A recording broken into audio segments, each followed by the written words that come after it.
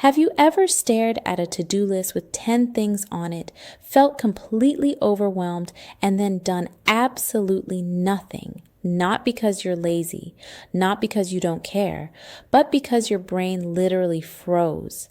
If you have ADHD and you experience this kind of paralysis where you can't pick a task, can't start anything, and end up scrolling or staring into space instead, this is not a character flaw.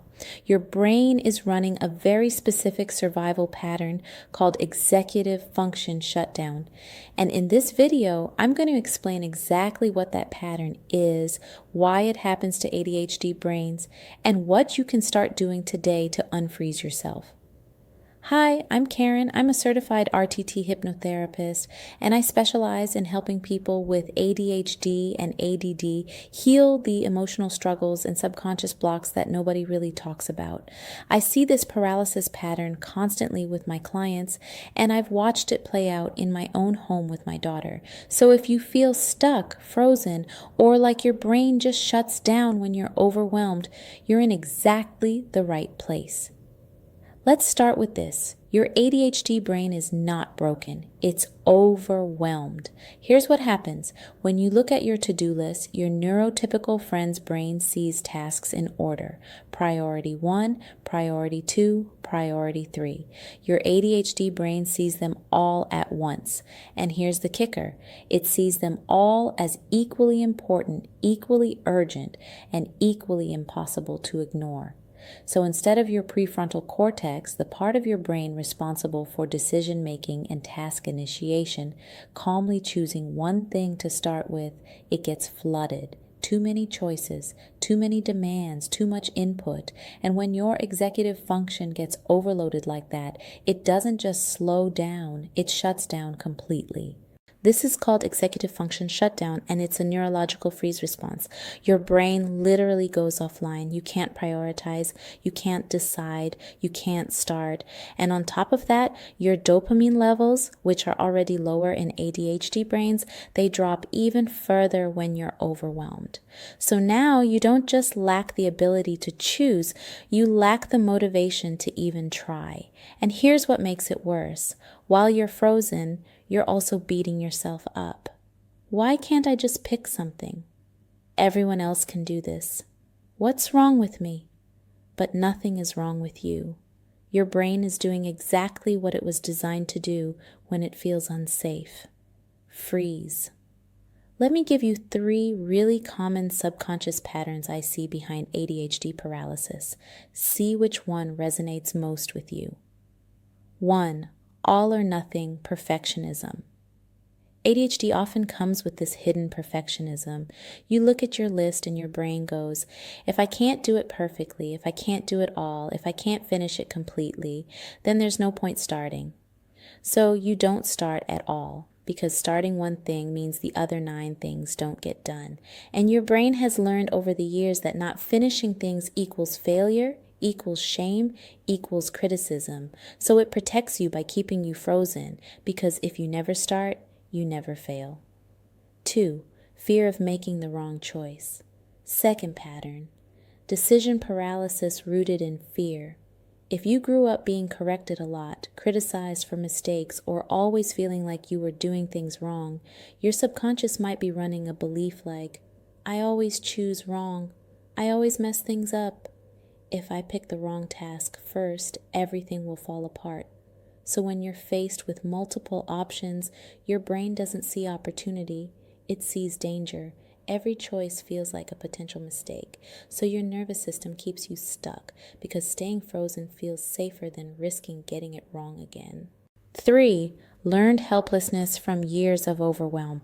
And third, your brain has learned that effort doesn't work. If you've spent years trying to manage your ADHD, trying to be organized, trying to keep up, and it still feels like you're always behind, always forgetting something, always struggling, your subconscious starts to believe, it doesn't matter what I do, I'll fail anyway. I can't keep up no matter how hard I try. Why even start?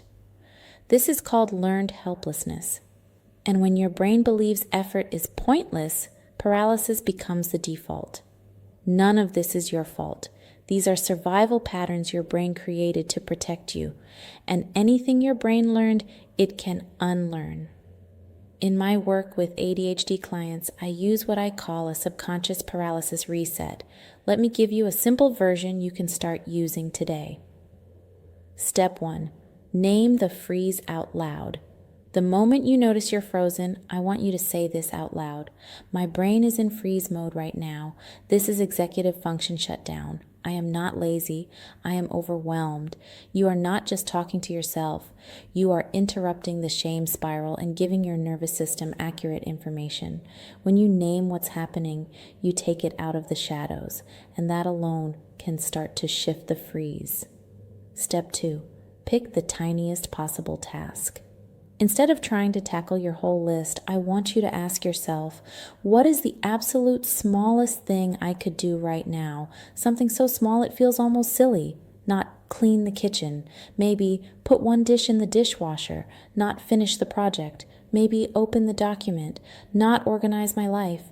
Maybe write down one task.